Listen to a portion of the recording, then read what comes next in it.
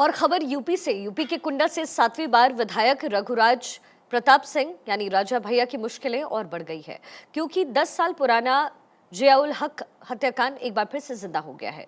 Supreme court ने 3 महीने के अंदर इस मामले में रिपोर्ट मांगी है, यानी राजा भैया एक बार फिर से मुश्किलों में घिरते हुए नजर आ रहे हैं। भारी हो या ना हो, जलवा जारी हो या ना हो, लेकिन ये साफ है कि शिकंजा कसने की तैयारी जरूर है। गाड़ियों का काफिला, हजारों समर्थकों का हुजूम, पांव छू लेने भर को बेताब लोग और रोज सजदा दरबार राजा भैया के रुतबे, रौनक और राजशाही राजनीति की गवाही देता है। प्रतापगढ़ के कुंडा से लगातार 7वीं बार विधायक रघुराज प्रताप सिंह उर्फ राजा भैया पर सुप्रीम कोर्ट की निगाहें तिरछी हो गई हैं। डीएसपी जिया उल हक हत्याकांड में सुप्रीम कोर्ट ने सीबीआई को फिर से जांच शुरू करने का आदेश दे दिया है।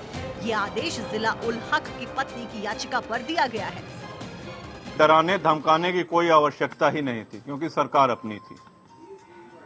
मैंने हाउस में भी कहा कि बात अगर यहां तक बढ़ती कि किसी को सीओ के हत्या कराने के बारे में सोचना पड़ता, तो उससे ज्यादा आसान ये था कि उसका ट्रांसफर करा दिया जाता।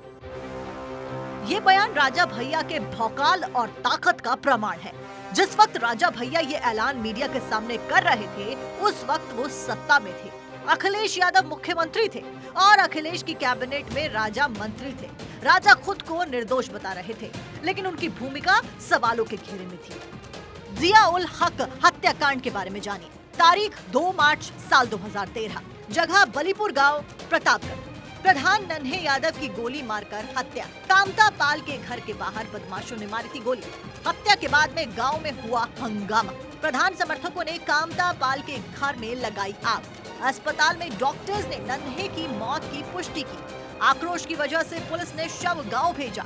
पोस्टमार्टम के बिना शव परिजनों को सौंपा गया। जानकारी मिलने पर फोर्स के साथ में गांव पहुंचे डीएसपी जियाउल हक।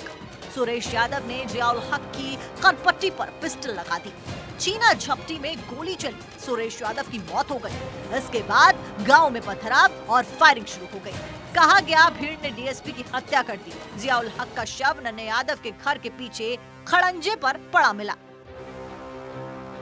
जियाउल हक की पत्नी परवीन आजाद ने सीधा राजा भैया पर हत्या करने का आरोप लगाया।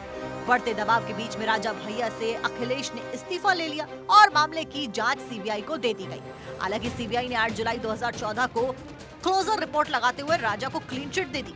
अब सुप्रीम कोर्ट की डबल बेंच में न्यायमूर्ति अनिरुद्ध बोस और बेला एम त्रिवेदी ने माना कि कई महत्वपूर्ण बिंदुओं की अनदेखी की गई है। विशेष सीबीआई कोर्ट, राजा भैया को क्लीन चिट, क्लोजर रिपोर्ट दाखिल।